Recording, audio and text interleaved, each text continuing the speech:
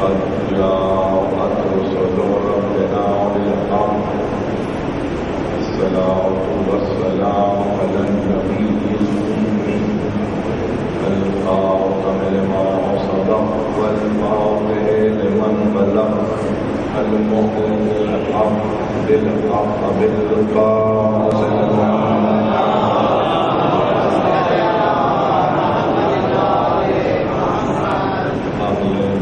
الطيبين الطاهرين المعصومين المظلومين الذين أذهب الله عنهم الرجس وطهرهم تطهيرا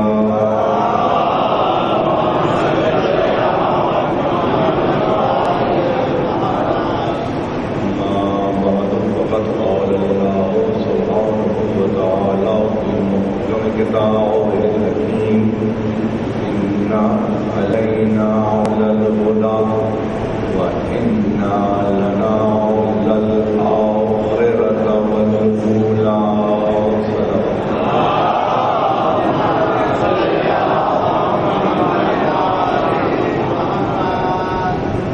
یہ 23ویں مجلس ہے اور اس تعلق سے کہ ہم نے کل اپنے مذہبی فریضے کو ادا کیا اور اس یوم میں داخل ہوئے کہ جس کی شب کی تشریح کی جا چکی. لیلۃ القدر سے آپ گزر کے یوم قدر میں داخل ہو گئے. تو جو معارف، جو رموز، جو اسرار لیل سے پیوستہ ہیں انہیں یوم میں آشکار ہو جانا چاہیے. اور ایسی صورت میں ہمارے پاس اس سے بہتر کوئی اور نشست نہیں ہو سکتی کہ جہاں پہ ہم نے خود قرآن مجید کو اپنی فکر کا محور بنایا ہوا ہے. کس طرح سے خدمت ہو رہی ہے، کس حد تک ہو رہی ہے، کس قدر ہو رہی ہے، ڈائریکٹلی تو جواب کوئی بھی نہیں دے سکتا. اس لیے کہ عمل کا تعلق اخلاص سے ہے اور اخلاص اگر اس کی بارگاہ میں قربت کی نیت سے ہو تو میں سمجھتا ہوں کہ وہی سند ہے. ہمارے لیے یہ طے کرنا کہ کس کی کوشش یا کس کی کاوش کامیابی کی منزل پر ہے یہ ناممکن ہے. ہر شخص اپنی ہمت اور اپنی قوت اور اپنی بساط کے مطابق کام کر رہا ہے. کل کی تقریر اور اس سے پہلے کی جو تقاریر آپ کے سامنے ہے میں نے عرض یہی کیا تھا کہ محسوس یہ ہو رہا ہے 23ویں تقریر ہے اور 13ویں آیت پر ہم ٹھہرے ہوئے ہیں، رکے ہوئے ہیں. ایسا نہیں ہے، بلکہ کچھ امور ایسے ہیں اور قرآن کے تعلق سے کچھ امور ایسے ہیں کہ جن کی اگر کاملتاً وضاحت نہ ہو، کلیتاً اگر اس کی وضاحت نہ ہو تو پھر وہ مبہم رہ جاتے ہیں. اور جہاں امر مبہم رہ جائے، واضح نہ ہو سکے تو ظاہر ہے کہ نہ کوئی مطلب ہے نہ کوئی مطالب. لہذا ایسی صورت میں ان 2 آیتوں کو مسلسل لے کر میں آپ کی خدمت میں آ رہا ہوں اور توقع کے ساتھ آ رہا ہوں کہ جس حد تک جس قدر ہمارے سننے والوں کو موقع ملے، کبھی ترجمے میں، کبھی تشریح میں، کبھی تفسیر میں، کبھی ظاہر لفظ ترجمے میں، کبھی خاص کلمے کے تعلق سے، جہاں جس کو موقع ملے وہ اس کو اپنی نگاہوں سے ضرور گزارے. یہ کہ ان 2 آیتوں میں اگر ایک لفظ بھی سمجھ میں آ جائے تو یوں سمجھ لیجیے کہ دونوں آیتیں اپنے مطلب کو خود بیان کر رہی ہیں. مثلا آپ صرف کروں، اس میں 2 بڑے کی ورڈ ہیں ان 2 آیتوں میں. اور میں نے پہلی تقریر میں ہی کہا تھا اور آج بھی کہہ رہا ہوں، علینا اور لنا، یہ دو لفظ آپ اٹھا کے دیکھیے، اس کو جا کے دیکھیے. فار اس، ٹو اس، انگریزی کا اس کا ترجمہ ہے. علینا لنا یعنی سب کا تعلق ذات واجب الوجود سے ہے، کسی اور کا کوئی تعلق بنتا ہی نہیں ہے. انا علینا للہدی، یہاں علینا کو دیکھیے ہدایت سے قبل اس کلمے کو تو اور دیکھیے، وَإِنَّا لَنَا لَلْآخِرَةَ وَالْأُولَىٰ، آخرت اور اولا سے پہلے لنا کو دیکھیے.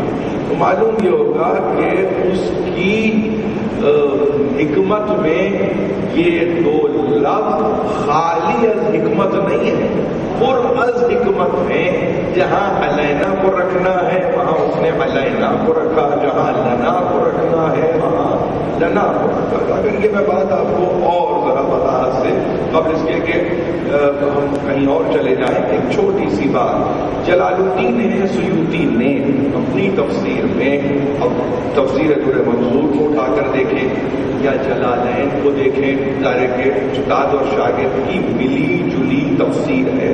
تفسیر جلالین یعنی جلال الدین سیوطی اور جلال الدین محلی، یہ دو نام یاد رکھیں گے آپ. سیوطی کے شاگرد ہیں محلی، تو اب یہ دونوں نے ظاہر کہ کمبائنڈ ایفرٹ ہے. اب یہ کمبائنڈ ایفرٹ اس صورت میں ہوتی ہے کہ جہاں پہ استاد گزر جائے اور شاگرد پیچھے سے استاد کے کام کو مکمل کر دے. مثلا آپ نے دیکھا ہے اس طرح سے ہوتا رہا ہے. شبلی کے کام کو سید سلیمان ندوی نے مکمل کیا، ایسا ہوتا ہے.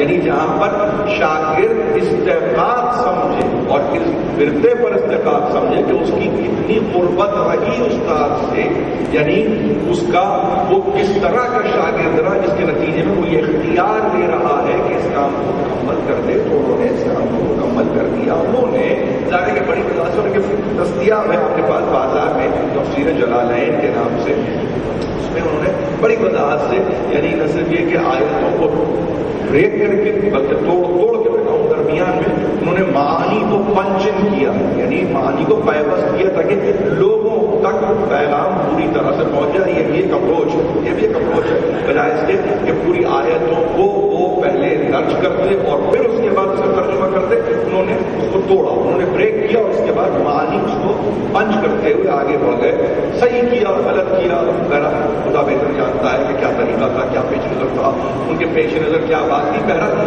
انہوں نے اس تعلق سے بڑی اچھی بات کہی ہے. میں سمجھتا ہوں کہ ہم کو ایڈمائر کرنا چاہیے، جہاں اچھی بات ہو وہاں پہ اچھی بات کو ماننے میں اور اس کو آگے بڑھانے میں کوئی مذائقہ نہیں.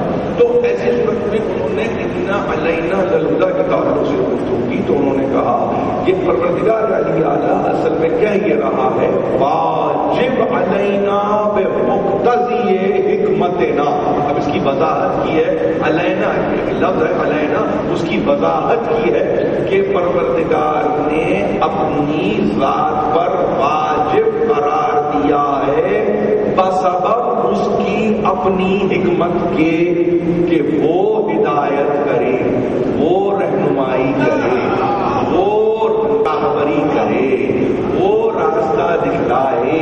یعنی خالی از حکمت کام نہیں ہوتا، پیدا کرنے والا پر از حکمت کام کرتا ہے. اسی لیے آپ اس کو حکیم علی الاطلاق کہتے ہیں، یعنی جس کے متعلق آپ یہ کہہ سکیں کہ یقیناً لفظ وزڈم کو زیب دیتا ہے مگر ایبسولوٹ وزڈم کے ساتھ آپ اس کو جانتے ہیں. تو انہوں نے کہا کہ اس نے اپنی ذات پر واجب کیا اور یہ اقتضاء حکمت کا سبب تھا.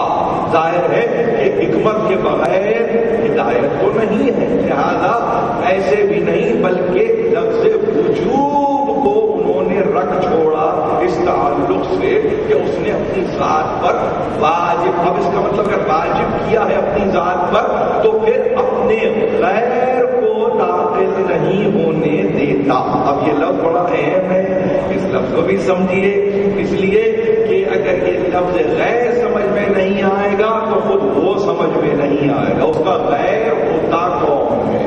اس کے مقابلے پر آتا کون ہے، اس کی اپوزیشن بنتا کون ہے، اس کے مد مقابل کھڑا کون ہوتا ہے، اس کی مرضی کا حامل کون نہیں ہوتا، اس کے منشا کو کون نہیں جانتا، اس کے ارادے کو کون نہیں پہچانتا، یعنی اب یہ غیر ہے۔ تو اس کا مطلب یہ ہوا کہ اس نے اس کام کو اپنے ذمے لیا اور واجب کیا اپنی ذات پر کہ کوئی اور ہدایت نہیں کر سکتا، چونکہ یہ اس کی حکمت میں داخل ہے، لہذا کسی کو مجال نہیں ہے کہ وہ خود سے کہے کہ میں ہدایت کرنا چاہتا ہوں۔ یہ گفتگو کس سے کے متعلق ہو رہی ہے؟ سارے انسانوں کے متعلق۔ انسانوں کے لیے رہنما، راہبر ایک کتاب ہے جس کو قرآن مجید کہتے ہیں۔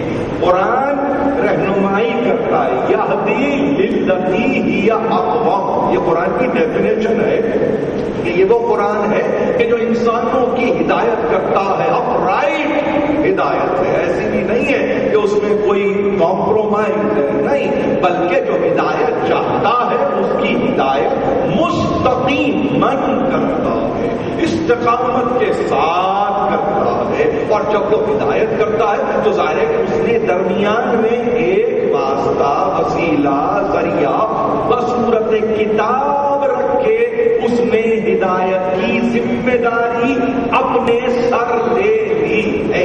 یہ محاورے تک ٹھیک ہے، اس کو کہیں مجسم نہ کر دیں، اس پورے محاورے کو اپنے سر لے لینا، یعنی ذمہ داری لینا، اس سے مراد ہے ذمہ داری اس نے لے لی۔ اب جب اس نے ذمہ داری لے لی تو اس نے کہا دیکھو یاد رکھو، ایک دوسری منزل، جلالین صاحب جلالین نے ایک دوسری منزل کو طے کیا اور کہا ان لنا للآخرۃ والأولی، اور یہ اس کے لیے ظاہر اس نے خود اعلان کیا ہے ہمارے لیے ہی ہے، میرے ہی لیے ہے، کیا آخرت بھی اور اولا بھی، یعنی ابتدا بھی، جسے آپ دنیا، اس کا ترجمہ باقاعدگی سے اگر کیا گیا ہے تو کہا دنیا بھی میرے لیے، آخرت بھی میرے لیے، سب کا سب میرے لیے، اس لیے کہ اس کی تملیک ہے، اس کی ملکیت ہے، اس کا اثاثہ ہے، اس کے ایسٹس ہیں، کسی اور کے نہیں ہے، یہ اس کی میراث ہے۔ دنیا اگر ہے تو اس کی ہے، آخرت ہے تو اسی کی ہے۔ تو اس کا مطلب یہ ہوا کہ اس کو، اب اس کی وضاحت تو کر رہے ہیں اور بڑی اہم وضاحت ہے، وہ یہ کہتے ہیں کہ اس کو اس کے غیر سے مانگنا خطا ہے۔ آپ سمجھ رہے ہیں؟ ذرا اس کو توجہ دیجیے۔ میں نے بنیاد میں آپ کو، آپ کی تفہیم کو، یعنی یہاں تک کم از کم میں نے پہنچایا ہے کہ ہدایت اس کا ذمہ، واجب کیا ہے اس نے ہدایت کو اپنی ذات پر حکمت کے نتیجے میں، اس سے زیادہ آسانی سے نہیں بیان کیا جا سکتا۔ اور دنیا اور آخرت کے جو معاملات ہیں اس نے وہ بھی اپنے قبضے میں رکھے ہیں، وہ ذمہ، یہ قبضہ، وہ حکمت، یہ قدرت، یہ قدرت کے نتیجے، دنیا ہے تو قدرت کے نتیجے میں، آخرت ہے تو قدرت کے نتیجے میں۔ اور اس میں اہمیت یہ ہے کہ اب اگر اس کو اس کے غیر سے طلب کیا جائے، من طلب غیرنا فاخطا، تفسیر جلالین، جس نے اس کے غیر سے اسے طلب کرنے کی کوشش کی اس نے خطا کیا، وہ خاطی ہے، وہ خطا کار ہے۔ اور شریعت میں خطا کار گنہگار کو کہتے ہیں۔ گنہگار اگر ہے تو اس کا مطلب وہ سزا پانے کا مستحق ہے، بن رہا ہے۔ بات کتنی چھوٹی سی تھی اور کہاں تک پہنچ گئی، چھوٹی سی، اسی لیے کہتے ہیں بچوں کو ایک چھوٹی سی غلطی ایک بڑے شاخسانے کو جنم دیتی ہے۔ تو یہ چھوٹی سی غلطی کسی نے کی، یعنی دنیا ہم ان سے لیں گے، ہم دنیا ان سے لیں گے۔ بھائی جب دنیا کا مالک ہو، آخرت کا مالک ہو، تو دنیا کسی اور سے کیسے لیں گے آپ؟ یعنی اس میں سے بھی آدھی بات سمجھ میں آ رہی ہے کہ آخرت کا وہ ذمہ دار ہے، یہ آپ نے طے کیا، اس نے نہیں طے کیا۔ یہ اس نے طے نہیں کیا. یعنی آخرت کا بنانے والا یہ اس کے عدل کے مطابق ہی نہ ہوتا کہ اگر وہ دنیا نہ بساتا، کیونکہ اسی دنیا کے نتیجے میں آخرت ہے. یعنی جو کچھ یہاں کیا وہ وہاں پایا. یہ ایسی بات ہے نا کہ آپ نے بیج کو بویا، فصل کو کاٹا، تو اس میں دو مختلف مقامات نہیں. ایسا تو نہیں ہوتا کہ بیج آپ کہیں اور گاڑیں گے اور فصل کہیں اور کاٹیں گے. آپ کہیں گے یہ تو ایبسرڈ بات ہے، یہ تو محمل تصور ہے. یعنی اس کو آپ تخیل میں بھی تصور نہیں کر سکتے. آپ کے وائلڈ امیجنیشن میں بھی آپ یہ نہیں کرتے کہ بیج میں نے وہاں گاڑا تھا، کاٹوں گا فصل وہاں پہ. فصل کراچی میں بیج گاڑوں، نواب شاہ میں فصل کاٹوں. آپ کہیں گے کیا ہو گیا، یہ کیا گفتگو ہو رہی ہے؟ آپ کو مربوط رہنا پڑے گا. اب یہ لفظ مربوط، آپ کو رابطے میں رہنا پڑے گا. اگر یہ نہیں ہے تو کچھ نہیں ہے. تو ایک رابطہ ہے دنیا کا آخرت سے. وہ رابطے کو اگر آپ ختم کر رہے ہیں تو آپ نہیں معلوم کس حق کے تحت ختم کر رہے ہیں، مگر یہ حق آپ کو نہیں پہنچتا. حقیقت میں دنیا کا رابطہ آخرت سے ہے. یعنی جو آسان بات ہے، معلوم ہے آپ کو، جو یہاں کیا اس کا نتیجہ وہاں ملا. کیا اس میں کوئی اختلاف ہوگا؟ نہیں. تو اس کا مطلب یہ ہے کہ کیا وہ ایسا کرے گا کہ وہ جس جگہ تم کرو اس سے میرا کوئی تعلق نہیں، مگر وہ جب کہ نتیجے کی منزل آئے تو وہاں سے میرا تعلق ہوگا؟ یہ تو نہیں ہے. یہ تو حکمت میں ہی نہیں ہے، یہ اس کی عدالت کی تحت نہیں ہے، یہ اس کی رحمت میں داخل نہیں ہے. اس کا مطلب یہ ہے کہ کنٹینیوٹی ہے، تسلسل ہے. اس تسلسل کو اگر آپ بریک کریں گے، توڑیں گے، تو ایسا ہے جیسے آپ نے ایکو سسٹم کو بریک کر دیا. آج بہت ہائی اور ہائی والی کیفیت ہے نا انوائرمنٹ کے تعلق سے کہ آپ اس کو بریک کریں، فطرت کو آپ بریک کریں، یہ آپ مصیبت میں پڑیں گے. ایک لکڑی کا جلانا کہہ رہے ہیں ایکو سسٹم متاثر ہو رہا ہے، کہہ رہے ہیں آپ بریک کریں. لیکن سوال یہ پیدا ہوتا ہے کہ آپ کس حق کے تحت اس کو بریک کر رہے ہیں؟ کہ دنیا لوں گا یہاں سے اور وہاں پہ جا کے نتیجہ لوں گا. کوئی اگر یہ کہے کہ ہم اس فارمولے کے تحت زندگی گزاریں گے تو قرآن مجید نے یکسر اس فارمولے کو ریجیکٹ کر دیا. دیکھو ہم نے دونوں راستوں کی تمہیں نشاندہی کر دی، ان علینا للہدیٰ وانا لنا للآخرۃ والأولی. جب دونوں راستے ہم نے تمہیں نمایاں کر دی، سارے خیر کا بھی راستہ، شر کا بھی راستہ، اب جب دونوں ہم نے نمایاں کر دیے تو دیکھو ایک ہے دنیا، ایک ہے آخرت. اب تمہیں جس طرح سے گزارنا ہے، تیسرا راستہ کوئی نہیں ہے. یعنی بچ کے چلنا، ایسا نہیں ہے کہ میں کچھ یہاں سے لے لیا، کچھ وہاں سے لے لیا، کچھ یہیں سے نہیں، ایسا نہیں ہے. ایک طرف کے ہو جانا ہے، ایک سمت اختیار کرنا ہے، ایک رخ اختیار کرنا ہے، بس اس سے زیادہ نہیں ہے. ویسے ہر جگہ وہ ہے جو اپنے جلوے کو نمایاں کر رہا ہے، مگر قبلہ ڈسپلن ہے. اس کا مطلب ایک رخ دے، ایک سمت دے.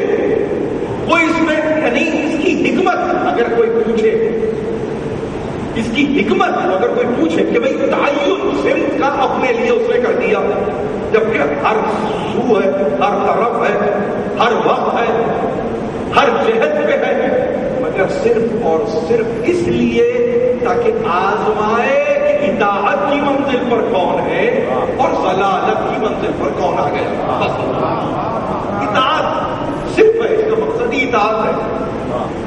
تو اب جہاں اطاعت مقصد ہو جائے تو وہاں پر یہ سوال نہیں اٹھتا کہ کیا، کیسے، کب، کہاں، نہیں، بلکہ گفتگو یہ ہوگی کہ اب سب کچھ اس کی جانب سے ہے، اور جب سب کچھ اس کی جانب سے ہے تو اس کا مطلب یہ ہے کہ طے یہ کر دیا اس نے کہ میرے غیر سے کبھی نہ لے. ہم اس بحث پر ہیں، میرے غیر سے کبھی، جس نے میرے غیر سے طلب کیا اس نے خطا، وہ مرتکب ہوا، اس سے جرم سرزد ہوا، وہ خطا کار ہوا، وہ گناہ گار ہو گیا. صرف اس بنیاد پر کہ جو شے میری تھی، میری ملکیت تھی، اس نے کسی اور سے طلب کر لی، یہ میری ملکیت تھی، یعنی اور آگے چل گئے، اور آگے کے لیے نوتی ما نشاء ولمن نشاء. یہ بھی ہمارے پاس تفسیر جلال ہے. انہوں نے کہا کہ لنا للآخرۃ والاولی، یعنی ہم جو چاہے عطا کریں، جس کو چاہے عطا کریں. اب یہ لفظ چاہنا اردو زبان میں بڑا پابند لفظ ہے. یعنی اس کا مطلب یہ ہے یہ لفظ دو طرح سے استعمال ہوتا ہے آپ کے پاس. چاہنا انتہائی چاہت کا نتیجہ، اور چاہنا ایک مستبد انداز، میری وش، میرا ول، میری ڈیزائر، میں جس طرح سے چاہوں اس طرح سے ہوگا. دو طرح سے لفظ استعمال ہوتا ہے، دو طرح سے اس کے استعمال پر لفظ. ہمارے پاس قرآن کو پڑھتے ہوئے بعض کا کچھ کنفیوژن ہے نوجوانوں کو. وہ جس کو چاہتا ہے دیتا ہے، جس سے چاہتا ہے لے لیتا ہے. اب یہ جب آپ نے اس میں دو اشارے اور ڈال دیے، یعنی باڈی لینگویج بھی شامل ہو گئی، تو معلوم ہے بڑا کیجول سا کوئی سبجیکٹ ہے یہ. جیسے کہ آپ کسی دکاندار کے بارے میں کر رہے ہیں، بھائی جس کو چائے دیتا ہے سودا، جس کو چائے نہیں دیتا. یہ کیا بات کیا؟ اس لیے کہ آپ کی باڈی لینگویج ایک، اس میں لینگویج اسکلز دو. تو آپ نے کیا کیا؟ قرآن میں نہیں کہا، آپ نے قرآن کو پابند بنا لیا. قرآن نے اس طرح نہیں کہا. اگر کہنے والا یہ کہہ رہا ہے کہ نوتی ما نشاء لمن نشاء، ہم جس کو چاہے دیں، تو اس کا منشا یا اس کی مرضی خالیت حکمت ہوگی. وہ حکمت جو ہدایت کا سبب بن رہی ہو. اگر وہی حکمت جو ہدایت کا سبب بن رہی ہے تو یہاں منشا کے معنی کیا ہوں گے؟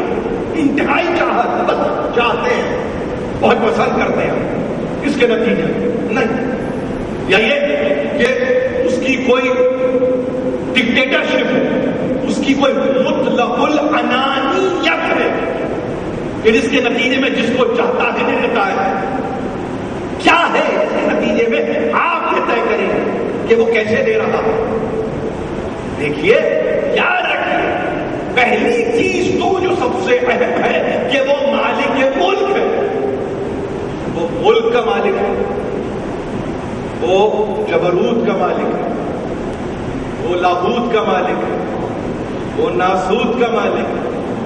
وہ مالک ہے. مالک یعنی اس کے قبضے ملکیت سے کوئی شے باہر نہیں ہے. جب کوئی شے اس کے قبضے ملکیت سے باہر نہیں ہے، سب کچھ اس کے اختیار میں ہے. تو اب اس کا چاہنا نہ چاہنا، وہ کیسے چاہے اور کیسے نہ چاہے، یعنی اس کو یہ خوف تو نہیں ہے کہ یہ میری اپوزیشن ہے. اس خوف کے تحت تو نہیں بانٹ رہا ہے، ایسا تو نہیں کر رہا ہے کہ خوف ہے اس پر مسلط، اس کے نتیجے کر رہا ہے کہ نہیں، ان کو نہیں، ان کو دینا چاہتا ہوں، ان کو نہیں. حقیقت امر یہ ہے کہ جو جس حد تک بڑھ کے اطاعت کرے، یعنی یہ منصب، یہ منزلت، یہ قدر، یہ مرتبہ بر بنائے اطاعت ہے. اگر اطاعت نہیں ہے تو وہ دیتا بھی کچھ نہیں ہے، لگتا ہے، محسوس ہوتا ہے کہ دے رہا ہے. لیکن یہی بات کہ دیکھو تم سمجھ رہے ہو، میں ذرا سا یہاں سے تھوڑا سا ڈائیورژن کہ تم سمجھ رہے ہو، یزید کے دربار میں کھڑے ہو کے جناب زینب نے کہا تم سمجھ رہے ہو کہ یہ تمہاری زندگی ہے کہ مہلت ہے. یہی تو کہا تھا نا، اس پہ جھگڑا ہو گیا، اتنا جھگڑا ہوا. یعنی یزید کے دربار میں جا کے جس نے صرف یہ دو لفظ بتائے ہیں اور اس کو ڈیفائن کر دیا، جس میں تو جی رہا ہے وہ مہلت، جس میں میں جی رہی ہوں وہ حیات ہے. اب اگر میں حیات میں جی رہی ہوں تو یہ حیات ختم ہونے والی نہیں ہے، یہ حیات ختم ہوگی، باقی رہنے والی ہے. مہلت ختم ہوتی ہے، زندگی ختم نہیں ہوتی. جہاں تفہیم میں پریشانی ہو کسی زبان کے خاص لفظ کی وجہ سے، اس سے اپنے آپ کو بلند کریں. بڑے معظم علماء ہیں جنہوں نے قرآن مجید کے تعلق سے جب ترجمہ کیا، یعنی آپ یہ وہ اگر میں آپ سے کہوں کہ وہ مقام ہے قرآن مجید کے جس میں پھونک پھونک کر قدم رکھنا پڑتا ہے، اس لیے کہ دیکھیے زبان جس تیزی سے بدل رہی ہے، میں آپ سے پھر عرض کر رہا ہوں، اس میں لفظ چاہت آج سے 100 برس پہلے جو معنی تھے آج وہ معنی نہیں ہے لفظ چاہت کے، یعنی اس کے ایپلیکیبل معنوں میں فرق آ گیا، یہ لفظ اپلائی کیسے ہو اس میں فرق آ گیا۔ ایک لفظ چاہت 100 برس پہلے میر نے کبھی استعمال کیا ہو، کبھی اس لفظ کو غالب نے استعمال کیا ہو، اس کے معنی کیا ہوں گے، اس میں سینکٹیٹی کا کیا عالم ہوگا، اس میں تقدس کا کیا عالم ہوگا، آج وہ نہیں ہے، آج وہ نہیں ہے، اس لیے کہ زمانے کی گرد اتنی پڑی کہ اس نے لفظ کی ساخت کو بدل کے رکھ دیا، اب وہ لفظ ہی نہیں رہا، یعنی اس کے لیے کیا کرنا ہوگا، آئینے کو سائیکل کرنا ہوگا، آئینے کو ماننا ہوگا، کتنا مانیں گے آپ، جس کے نتیجے میں اب لفظ چاہت دے دیا کہ کیا لفظ نکل کے آیا۔ یہ چھوٹا سا مسئلہ تھا میں آپ کے سامنے پیش کرنا چاہتا تھا، اس لیے کہ نوجوان کبھی کبھی اس انداز سے کوشش کرتے ہیں یہ جانے کے بغیر کہ وہ لفظ میں الجھ ہے، وہ تصور میں نہیں الجھے، آپ سمجھتے ہیں، وہ کانسیپٹ میں نہیں ہے، اپنے آپ کو داخل کر رہے، وہ صرف لفظ تک اپنے آپ کو محدود کر رہے ہیں۔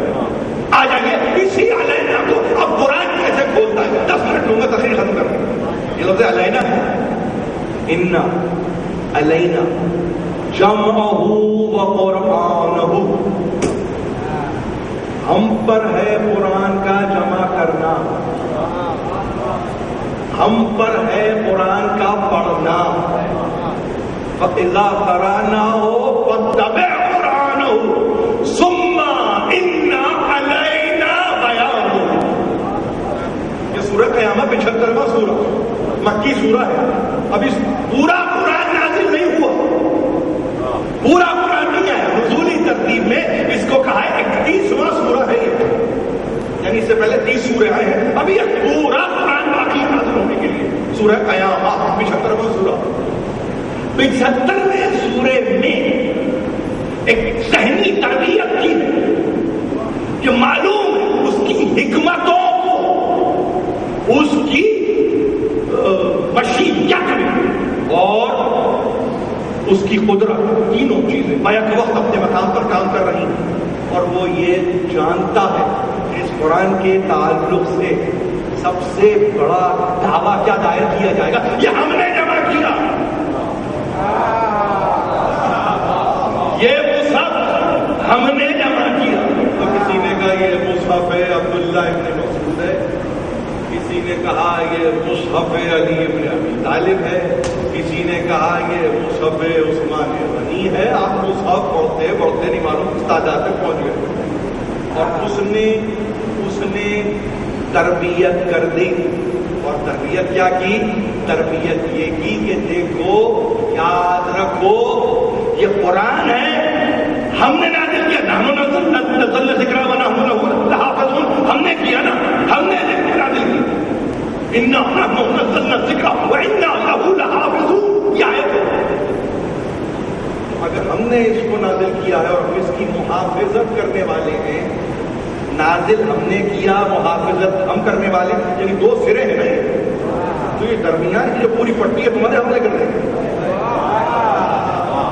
نزول ہم نے نازل کیا، حفاظت ہم کرنے والے ہیں، تو یہ پورا جو درمیان کا عرصہ ہے، یہ جو پوری پٹی ہے، یہ ہم تمہارے حوالے کر رہے ہیں کہ تم کہتے ہوئے پائے جاؤ یہ تو ہمارا جمع کرتا ہے، یہ تو فلاں کے جمع کرتا ہے۔ تربیت کی کہ دیکھو ایسا نہیں ہے، اصول ہے، اصول، انا علینا جمعہ و قرآنہ، یہ ہم پر واجب ہے۔ تو دیکھیے یاد رکھیے، جب آپ یہ طے کر لیتے ہیں کہ اس کا جمع کیا جانا واجب ہم پر ہے، وہ کہہ رہا تو اس کا نزول بھی واجب تھا، واجب تھا، اپنی ذات پہ اس نے نزول کو بھی واجب کیا، جبکہ لوح محفوظ پہ آ چکا تھا، آپ سمجھ رہے ہیں، جبکہ وہ پری ایگزسٹنگ، یعنی اس کو کہنا کہ اگر آپ کو، میں پھر کیا کروں، آقا پویا نے اس پر بڑی سیرا سے گفتگو کی ہے کہ اس پر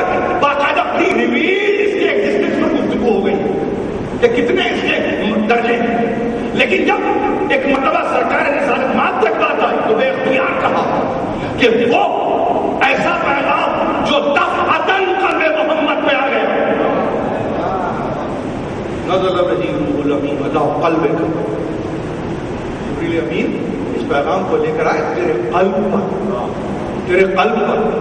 تفصیل آنے واحد میں آپ لیلۃ القدر سے گزرے، آنے واحد میں تیرے قلب پہ لے کے نازل ہوئے. اور اب تدریجی نزول کے 23 برس تک تجھے پڑھنا ہے، بتانا ہے، سمجھانا ہے موقع کی مناسبت سے. آپ سمجھ رہے ہیں سچویشن کو سامنے رکھتے ہوئے ساری چیزوں کو اب تو دیکھے گا اور تو ہمارے قرآن کو ان تک پہنچاتا رہے گا. تو اگر ان تک پہنچانے کا مطلب دنیا یہ لے کہ بکھر گیا قرآن تو غلط ہے. آپ نے بات سمجھ رہے ہیں ان کی سب سے نازک مسئلہ ہے گفتگو کا. آپ کو معلوم ہے کہ بکھرا ہوا قرآن کیوں مسلمان سمجھا کے بکھر گیا؟ اس لیے کہ اس تک پہنچا دیا تھا. جب تک قلب پہ تھا کسی نے کہا کہ قرآن بکھرا ہوا تھا ہم جمع کریں گے. یہ قرآن کے جمع کرنے کی تحریک کب پیدا ہوئی؟ کب ضرورت اس بات کی محسوس کی گئی کہ قرآن کو جمع کیا جانا چاہیے تھا؟ کیا قصور ہو گیا پہنچانے والے کا قرآن کے کہ اس نے آیتوں کو پڑھ کے تمہیں بتا دیا، سورے پڑھ کے تمہیں بتا دیے، رکوع بتا دیے، پارے بتا دیے، سب تمہیں. اب اس کا مطلب تم یہ سمجھے کہ قرآن بکھر گئے اور اس اپنی تفہیم کے نتیجے میں تم یہ سمجھنے لگے کہ اب ہمیں جمع کرنا ہوگا. میں نے کیا کہا آپ کو؟ ایک جو قرآن کا پری ریویلڈ ایگزسٹنس ہے قلب محمد پہ ہے کہ کسی نے کہا جو قلب پر ہے ہم جمع کریں گے. کوئی دنیا کی مجھے تحریک بتائیے. میں عرض کر رہا ہوں آپ سے یہ ایک بہت اہم مسئلہ ہے، اس کو غور کیجیے. جب تک قلب محمد کی زینت بنا رہا کیا کسی نے کہا کہ ہم جمع کریں گے؟ تو اب سوال یہ پیدا ہوتا ہے کہ کسی کے قلب میں قرآن آیا اور اس نے اس قرآن کو امت تک پہنچایا تو یہ امت کیسے سمجھنے لگی کہ بکھر گیا؟ یہ تو قلب سے قلب میں منتقل ہوگا اور ایسا ہی قلب چاہیے، کوئی اور نہیں، بالکل ایسا ہی قلب چاہیے. تنزل الملائکۃ والروح. یاد رکھیے، یاد رکھیے. آپ سمجھ رہے نازل ہو رہے کس پہ؟ پتے پہ، درخت پہ، پہاڑ پہ. ارے پہاڑ پہ نازل ہوتا پہلے دن کہہ دیا پارا پارا ہو جاتا، پاش پاش ہو جاتا. یعنی جو قرآن ایسا قرآن جس کو دشت و جبل برداشت نہ کر سکے اس کو محمد کے قلب میں برداشت کیا. تو اب اگر لیلۃ القدر میں ملائکہ نازل ہو اور اس کے امر کو لے کر آئے اور سلام و سلامتی کے ساتھ آئے اور لفظ نزول کے ساتھ آئے تو پھر کسی قلب پر آئیں گے، پہاڑ پہ نہیں آئے.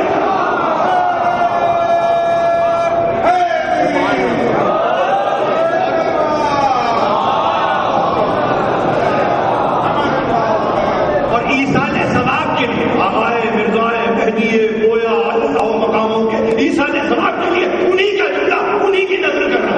انہوں نے کہا ممکن نہیں ہے کہ لیلۃ القدر میں نزول ہو اور پھر ویسا قلب نہ ہو. اس کا مطلب قلب موجود ہے.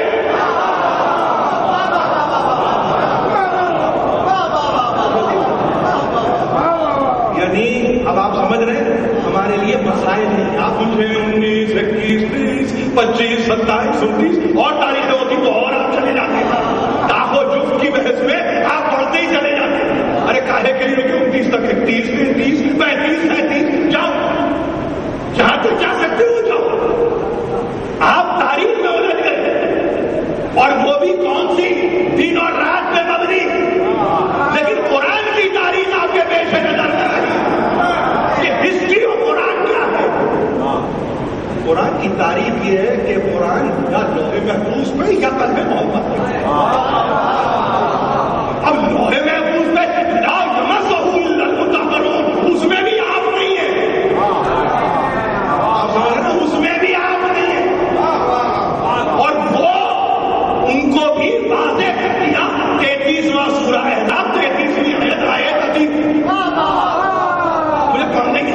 सभी साहिबान।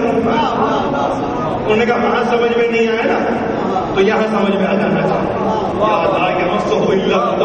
हमने वहां वो लोहे महफूज का मुतालिया करते हैं, वो लोहे महफूज का मुतालिया करते हैं। इसी मिंबर से तकरीर कर चुका, इमाम हसन के ताल्लुक से गुफ्तगू हो चुकी। बचपन में जो लोहे महफूज का मुतालिया करता हो तो ऐसा तो नहीं है कि एक जहत से वो पूरा हो, दूसरी जहत से वो खाली हो, खल्ब न रखता हो और मुतालिया करता हो। अरे ये हाफिज नहीं है, ये हाफिज की गुफ्तगू नहीं है, ये महफूज की गुफ्तगू हो रही है। आप समझ रहे हैं? जिसने महफूज किया है, जिसने महफूज रखा है, बस याद रखिए। तो बाबा खोया ने एक जुमले में जाइए पीर अहमद अली का, जब आप अंग्रेजी में ट्रांसलेशन देखें और उसके फुट नोट्स पे जाएं, हाशिए में जाएं, तो आखिरी लाइन को देखें कि ये सूरा दलील इस बात की है कि एक ऐसा कल्ब एग्जिस्ट करता है, क्योंकि कुरान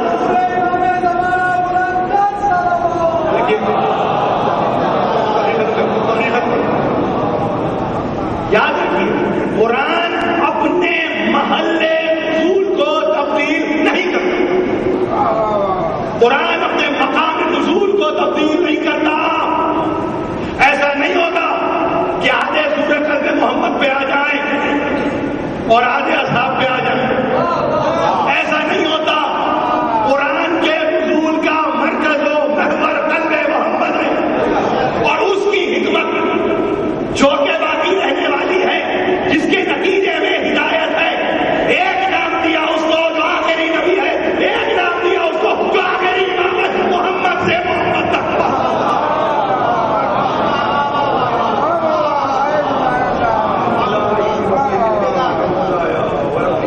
परवरदिगार इस तलील तवज्जुह को हमसे कबूल फरमा, परेशान की परेशानी को दूर फरमा, बीमार है तो शिफाए कामिल अता फरमा, बेरोजगार रोजी दे, परवरदिगार में कोई अपना दिल से गौरव में आले मोहम्मद ताजी